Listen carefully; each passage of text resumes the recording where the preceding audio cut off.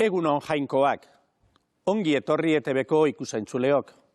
Gaur, Kristoren gorputz eta odol guzti santuaren festa burua ospatzen du Elizak.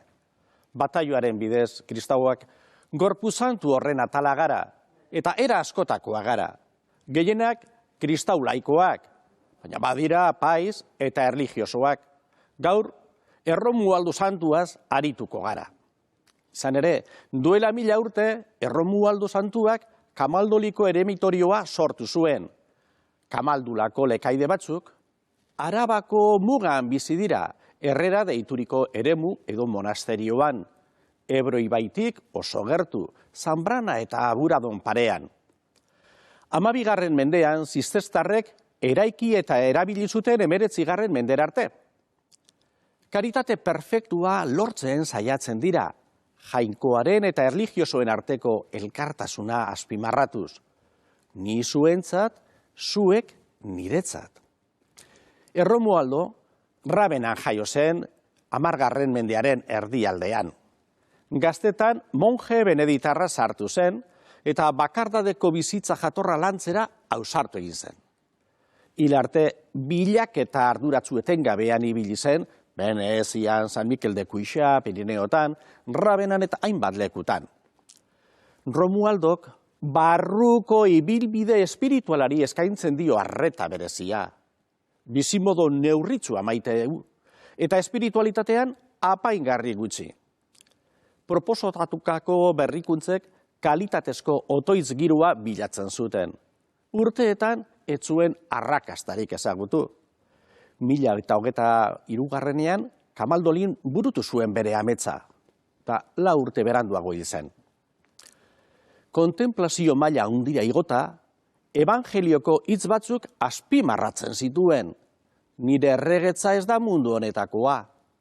Maite nauenak onartuko du nire mezua, nire aitak baiteko du eta aita eta biok berarengana etorriko gara eta berarengan biziko. Edo egon erne eta erregutu une oro gizonaren semearen aurrean zutik irauteko kemena izan dezazuen. Edo azken afarikoan, iraun ezazue aitaren maitasunean, horretan saiatu zen. Salmoak maite zituen eta bereziki Deuteronomioko pasarte hau. Gogoratu jaunak zuen jainkoak basamortuan 40 urte hauetan eginarazi dizuen bidea. Egoera latzean jarri zintuzten probatzeko, zuen barne asmoak ezagutzeko. Beraz, ibili jaunak erakutsitako bidetik eta bizi berarenganako begirunean. Erromualduaren arauak, hauexek dira, bakardatea, isiltasuna, baraua, eta bakoitza bere ermita edo txabolan irautea. Goizeko 4 hasten dira otoitza, eta iluntzeko 8 amaitzen da eguna. Gelaska, isil, erantzi eta latzean egoteak, jainkoarekiko lotura estu egonkor eta etengabea errastu, besterik ezin du egin. Kamaldulako monja batek, Nazaretek, ausardiaz aldarrikatu zuen, Herrera moduko eremu batean, helburua ez dela penitentzia, ez lana, ez itziera, jainkoarenganako bizitza baizik. Sakontasuna beratza duen gizakiak, barnaldea ondo lantzen eta bakezko bizitzarako trebatzen, goikoaren begiradapean jartzen ausartzen da. Beti bihotz barruari adi egonez, eta kreatzailearen aurrean gardentasunaz biziz. Thomas Merton, monje ezagunak, idatzi zuen. Gutxi dira erabateko bakardadean kristau heldutasun osora lortzen dutena.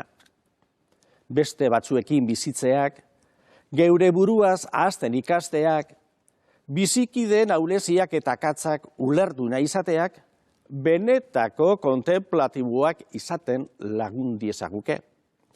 Horrela norbere ostasunaz, gogortasunaz eta baldarkeriaz libratzeko, eta ez da bideo berik. Geure koikeriak oztopo handia egiten dio Espiritu Santuari. Bakardadearen barne frogak, adorez onartzeak, ez du ordezkatzen gure baitan egin beharreko bihozberritzea, eta hori apaltasunez eta pazientziaz. Kamaldularrak bekataritzat aitortzen dute beren burua, Jainkoaren errukia etengabe eskatzen dute, badakite santutasun osoa eta maitasun betea bakarri Jainkoagan aurkituko dutela. Oso argigarria zaie Isaias profetaren esana, haien egaldua naiz, pekatariaren espain kutsatuak baititut, edo Pedrorenak, jauna urrundu zaitez nigandik pekataria naiz eta. Adierazpen hauek egia sakona dute. Jainkoaren argitan, norberanen utzak eta akatzak hobeto antzematen direlako. Lekaideentzat lanak garrantzia handia izan du beti. Lanak espiritualitatera bideratuta daude. Zilegi da beraz, norbere gelan egonda, eskuzko lanen bat nahiago izatea, espirituala zaitzeko besterik ez bada ere.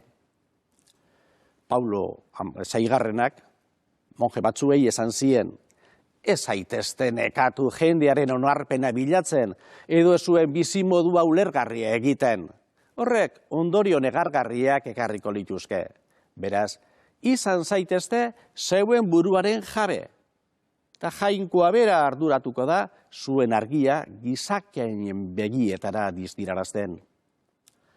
Kamaldulakuek helburu hauek dituzte. Bakardade santuaren lasaitasun sakona maitatzea. Gelaskako diskrezio gozo eta berezia gustatzea. Jainkoaren zerbitzurako elizara joatea, ez bakarrik obligazioz, baizik eta kreatzailea goresteko. Meza santua espirituaren alaitasunean ospatzea. Egunero, bakarkako otoitzean salmoekin gozatzea. Janariaren apaltasunaz eta edariaren sinpletasunaz postea. Laburbilduz, basamortuan bizitzeaz alai egon Jainkoaren aintzarako. Ikus-entzuleok, Jainkoak bere adizkidetasunean gorde gaitzala.